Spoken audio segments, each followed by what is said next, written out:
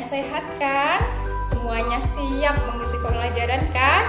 Ya, selamat buat kalian karena sudah naik ke kelas 4. Nah, untuk di awal pembelajaran tahun 2020-2021, kita memulainya dengan pelajaran tema 1, subtema 1, pembelajaran 1. Nah, sekarang kita siap-siap menyimak videonya ya anak-anak. Sebelumnya, seperti biasa, jangan lupa harus berdoa terlebih dahulu ya. Kita harus berdoa terlebih dahulu. Selain itu, jangan lupa disiapkan alat tulisnya, oke?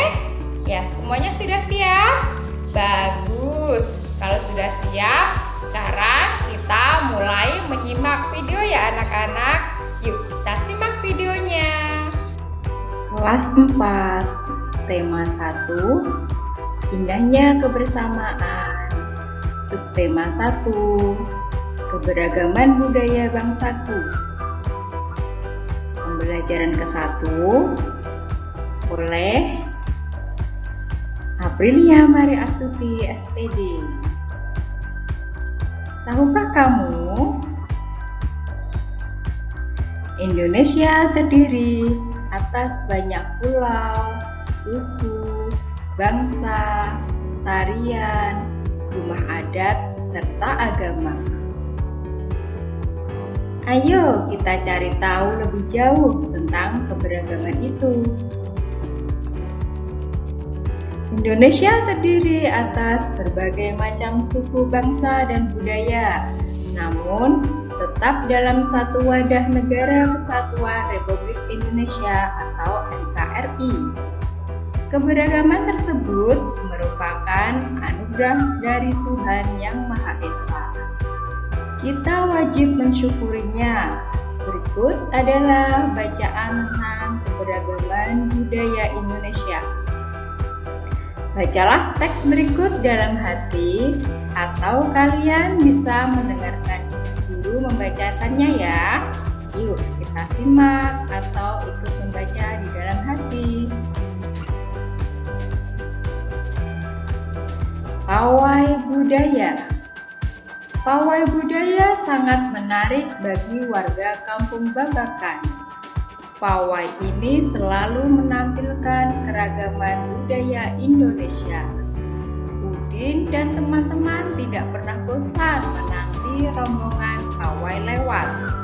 Tahun ini mereka datang ke alun-alun untuk melihat pawai tersebut. Kakek Udin pun terlihat sabar menanti. Terdengar suara gendang yang menandakan rombongan pawai semakin dekat. Di barisan pawai terdepan terlihat rombongan dari Maluku. Rombongan laki-laki mengenakan kemeja putih, jas merah, dan topi tinggi dengan hiasan keemasan. Rombongan perempuan mengenakan baju cele. Baju ini terdiri dari atasan putih berlengan panjang serta rok lebar merah. Langkah mereka diiringi oleh suara tifa, alat musik dari Maluku. Bunyinya seperti gendang, namun bentuknya lebih ramping dan panjang. Budaya Maluku sangat unik dan menarik. Budaya Bali terkenal karena bunyi musiknya yang berbeda. Rombongan dari Bali membunyikan alat musik daerahnya, cengceng namanya. Alat ini berbentuk seperti dua keping simbal yang terbuat dari logam. Nyaring bunyinya ketika kedua keping ini dipadukan. Rombongan dari Bali diikuti oleh rombongan dari Toraja. Wanita Toraja memakai pakaian adat yang disebut baju koko.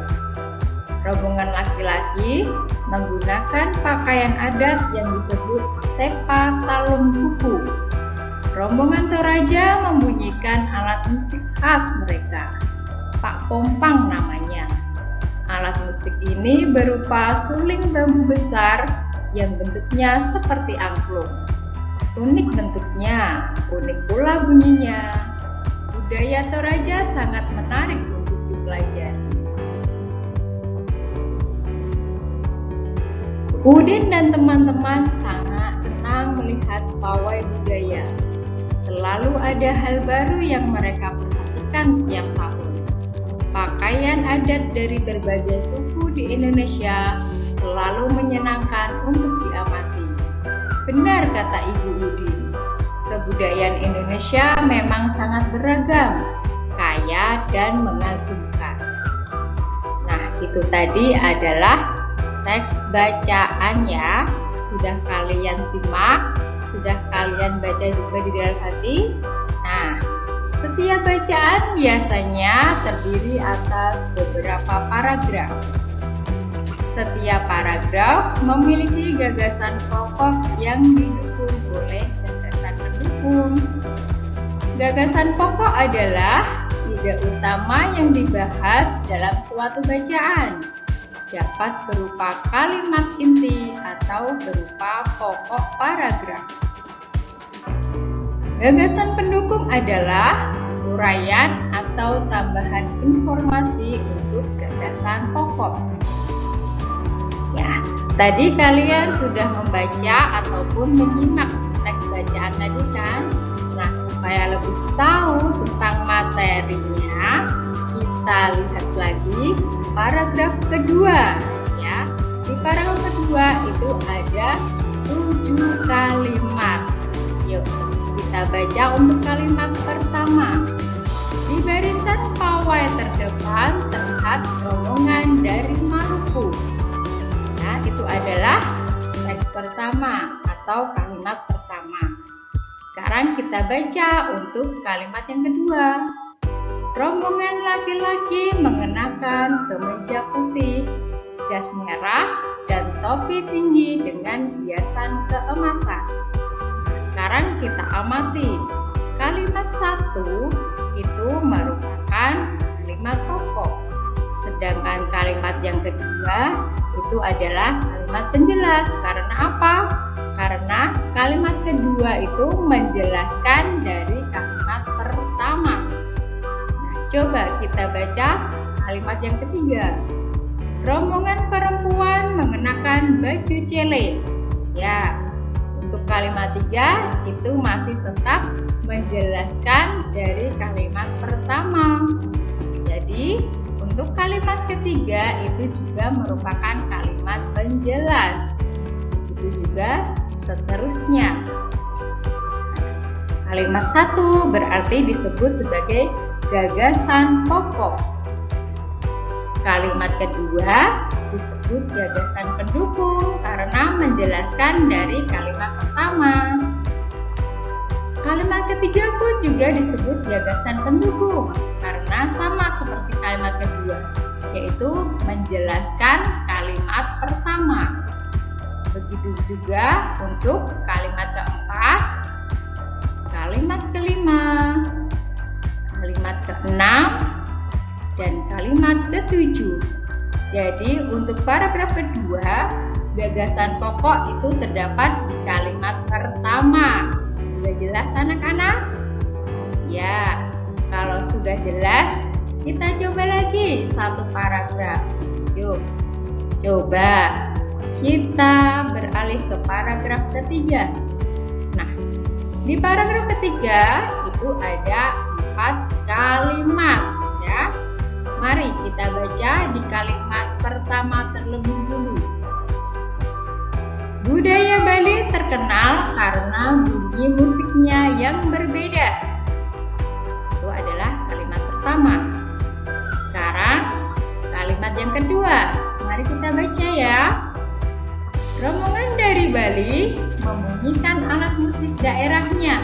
Cengceng namanya.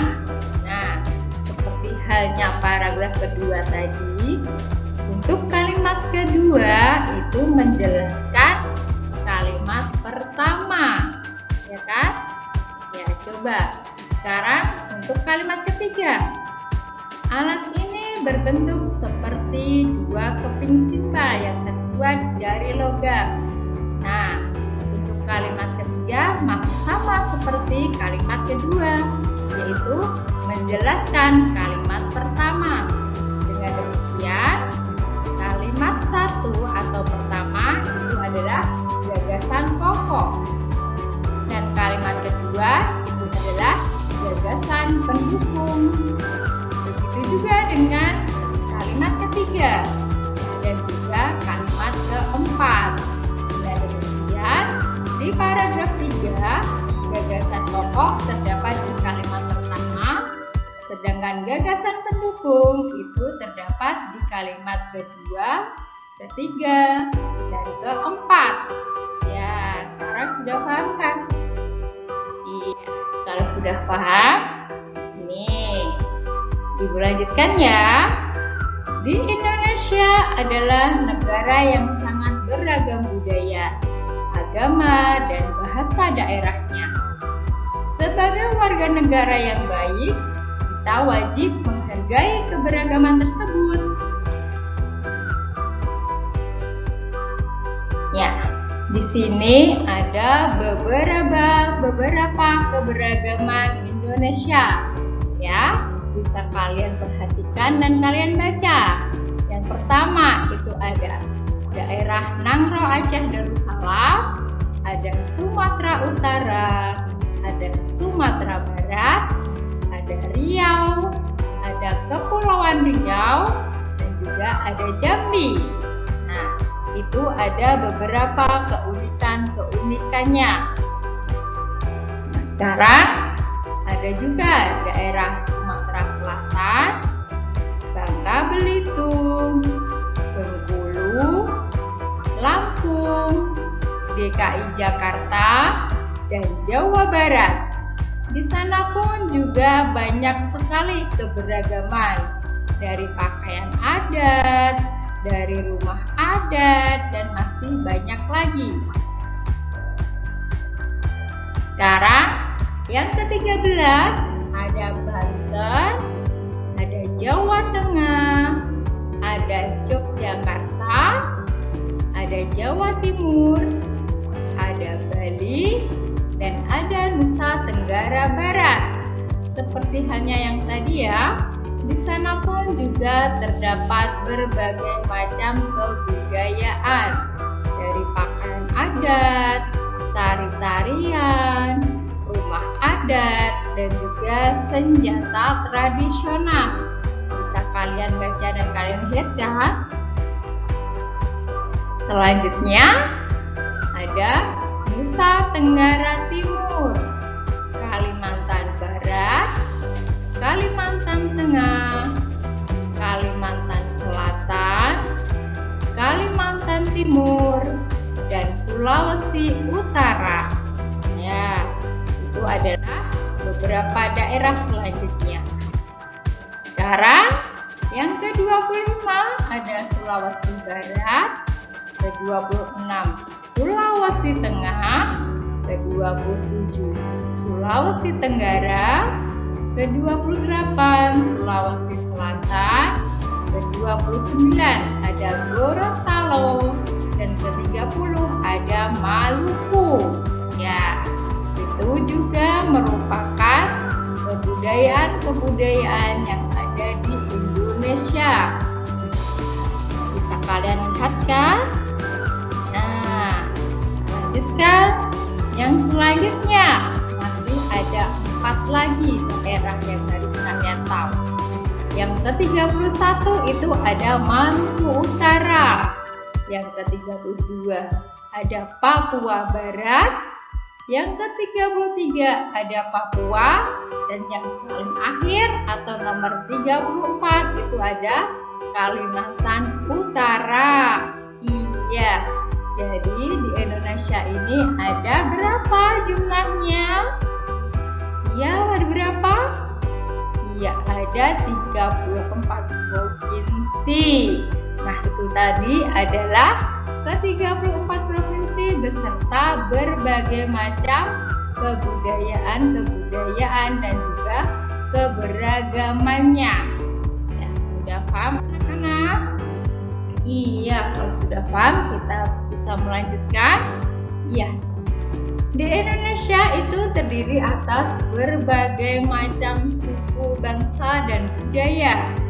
Namun, tetap dalam satu wadah Negara Kesatuan Republik Indonesia atau NKRI. Keberagaman tersebut merupakan identitas bangsa Indonesia yang membuat bangsa Indonesia dikenal sebagai bangsa yang memiliki kekayaan budaya, suku, dan agama yang berbeda-beda. Keberagaman tersebut merupakan anugerah dari Tuhan Yang Maha Esa. Kita wajib mensyukurinya. Wujud syukur tersebut dapat dilakukan dalam bentuk sikap saling menghargai antar suku dan antar pemeluk agama atau kepercayaan yang berbeda. Ya, itu adalah materi tentang keberagaman Indonesia.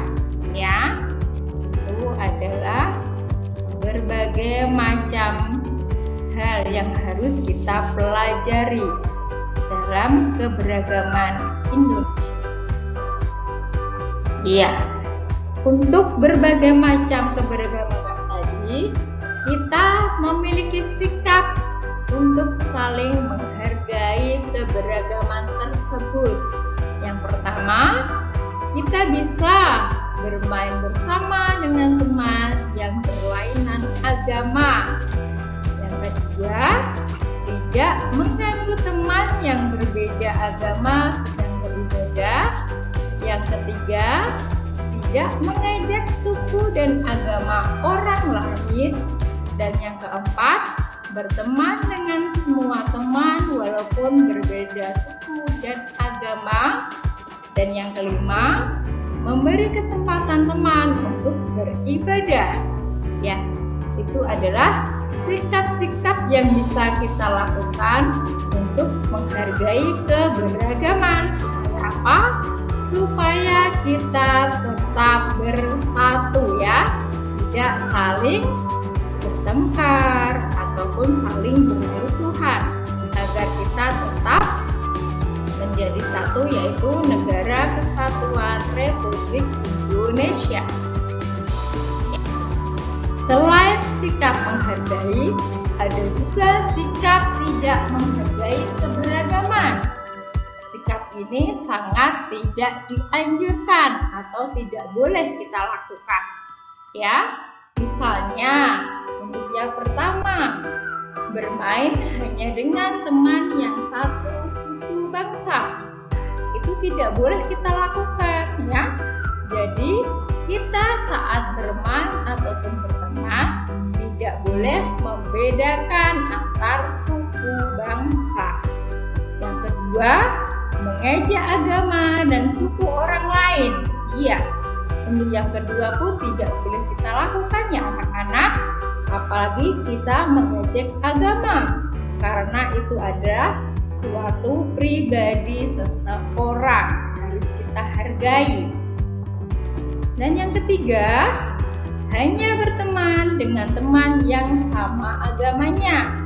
Nah, itu juga jangan kalian lakukan, ya. Yang keempat, tidak memberi kesempatan teman untuk beribadah. Ya, itu tidak boleh. Kalau ada teman yang ingin beribadah, kita harus memberikan waktu atau memberi kesempatan kepadanya untuk beribadah. Yang kelima, mengganggu teman yang sedang beribadah. Ini pun juga tidak boleh kita lakukan, ya. Kalian ingat-ingat, ya. Itu adalah beberapa contoh sikap tidak menghargai keberagaman yang tidak boleh kalian lakukan. Supaya apa? Supaya persatuan dan kesatuan ini tetap terjaga dan negara kita tetap satu, yaitu Negara Kesatuan Republik Indonesia. Nah, sebagai anak Indonesia, aku merasa bangga terhadap keberagaman yang ada. Menghargai perbedaan merupakan wujud dari semangat persatuan dan kesatuan kesatuan. Ya, di sini ada beberapa gambar alat musik yang ada di daerah negara Indonesia. Ya, di sana ada 5 buah gambar alat musik. Ada angklung, ada saluang, ada kecapi, ada kendang, dan juga ada tifa. Ya. Selain kaya akan budaya, tarian, dan makanan khas daerah, Indonesia juga kaya akan jenis alat musik. Berikut adalah contoh alat musik yang dimiliki oleh berbagai suku di Indonesia. Cara memainkannya berbeda-beda. Kecapi yang berasal dari Jawa Barat dimainkan dengan cara dipetik.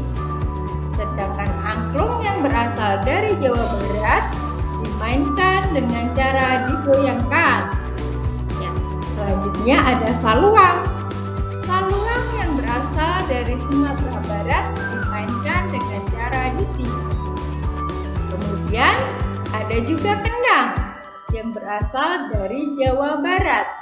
Tidak hanya Jawa Barat ya anak-anak, di Jawa Tengah pun juga memiliki alat musik yang bernama kendang. Ya, untuk kendang yang ada di gambar ini itu adalah kendang yang berasal dari Jawa Barat. Selain itu ada juga tifa. Tifa itu berasal dari Papua. Cara memainkannya pun sama seperti kendang, yaitu dengan cara dipukul. Anak-anak, itu adalah keberagaman alat musik. Ya, tadi kan kita sudah mempelajari 5 buah alat musik yang ada di daerah negara kita. Sekarang kalian coba ya tuliskan nama alat musik tradisional lain yang kamu ketahui. Kemudian jelaskan asal alat musik itu, cara memainkannya, serta cara terjadinya bunyi pada alat musik tersebut. Contohnya di sini ya, Ibu Guru kasih satu contoh, yaitu ada alat musik suling yang berasal dari daerah Jawa Barat. Cara memainkan dan cara menghasilkan bunyi, alat tersebut dimainkan dengan cara ditiup sehingga menimbulkan getaran udara dalam suling. Getaran tersebut menghasilkan bunyi. Nah, itu adalah contoh untuk mengerjakan tugas kalian. Sudah paham anak-anak? Iya, kalau sudah paham, bisa kalian lanjutkan untuk nomor-nomor selanjutnya. Terima kasih. Itulah materi yang kita pelajari untuk hari ini ya.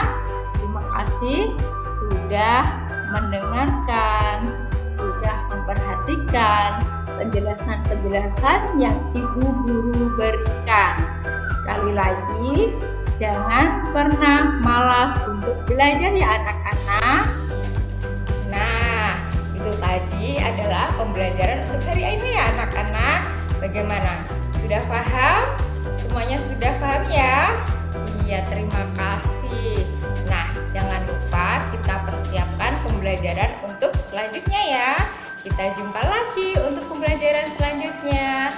Jangan pernah bosan dan jangan malas untuk selalu belajar ya. Sudah menyimak video pembelajaran untuk hari ini. Sampai jumpa di pertemuan selanjutnya. Wassalamualaikum warahmatullahi wabarakatuh.